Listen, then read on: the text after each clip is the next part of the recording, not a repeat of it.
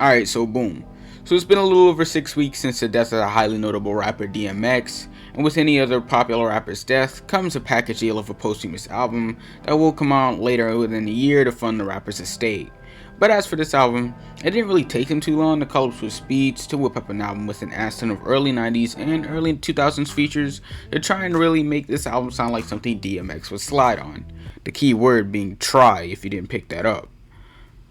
Okay, so this album starts with the song That's My Dog, featuring LOX and Swiss Beats himself, and this is only just the beginning to a very huge, and I hate to say this, dumpster fire that the rest of this project holds. The verses are okay, but that applies to a majority of this album because a lot of the rappers are from an older era and hold an older style that not all the time can carry the same weight as you'd want it to today. As for DMX himself, I personally feel like he was the weakest one on this song, and that can also apply to a good chunk of this album. I don't know if it was the mixing or what, but I just feel like he's just a chorus piece, and his verses feel very warped and drowned out. He just doesn't match up with the features on this album, and you can even say that the features just don't really match up with him as well on a lot of songs.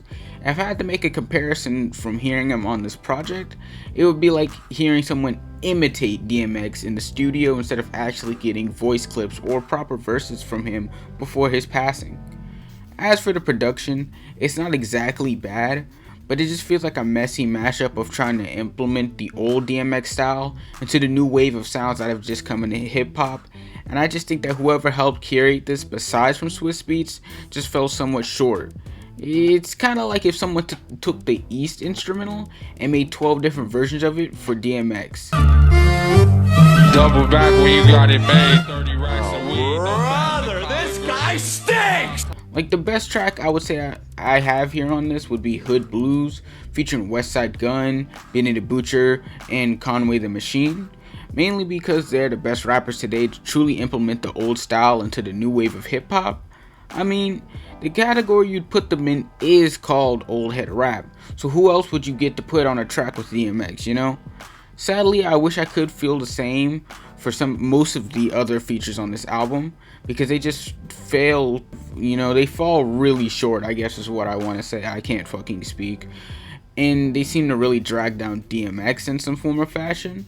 Another song I would also like to note is also Take Control, featuring Snoop Dogg, and he also uses a snippet from the classic song Sexual Healing by Marvin Gaye for the chorus.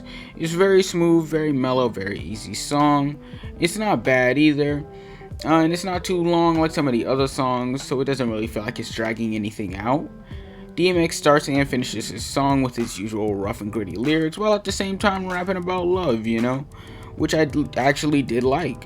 Snoop's verses wasn't too long, and it definitely helped complement the rest of the song with his more mellow tone style of rapping. Overall, I feel like this album just shot pretty short in comparison to the rest of DMX's previous projects that have gotten him platinum and made him this huge star that he was. I feel like they just needed a lot more time before they decided to drop this, just to really help work with DMX's verses and try to work him better into the song and with the features and try to just make everything complement each other instead of just relying on the features to do all of the work, because in my opinion that's what it felt like when I was listening to this. But on that note, I'm rating this project a 2 Rough Riders out of 10. Thanks everyone for watching. Make sure to like and subscribe, follow my IG and Twitter, and I'll see you all later. Peace.